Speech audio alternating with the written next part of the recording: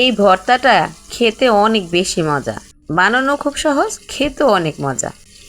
এই তো মরিচ ভেজে নিয়ে নিয়েছি, মরিচ ভাজার সাথে সামান্য লবণ দিয়ে ভালো করে মিশিয়ে নিয়ে নিয়েছি। এখন পেঁয়াজ কুচির সাথে সেই মরিচ আর লবণটা ভালো করে আবার মিশিয়ে নিয়ে নেব। আমি এখানে কচুরলতি ভালো করে কেটে ধুয়ে সামান্য একটু হলুদ দিয়ে একটু পরিমাণ লবণ দিয়ে সিদ্ধ করেছি, একেবারে কিন্তু সফট হয়ে গেছে। অল্প একটু হাতে ডলা দিলেই কিন্তু এটা মিহি হয়ে যাবে। কচুরলতি খুব একটা বেশি সিদ্ধ করতে হয় না, আর এখন কিন্তু কচুরলতির সিজন, কচুরলতি খুব বেশি পাওয়া যায়, খেতেও কিন্তু অনেক মজা। কচুরলতিতে আমরা শুটকি দিয়ে নানাভাবে খেয়ে থাকি, কিন্তু এভাবে হাতে ডলে ভর্তা খেতেও কিন্তু অনেক মজা লাগে।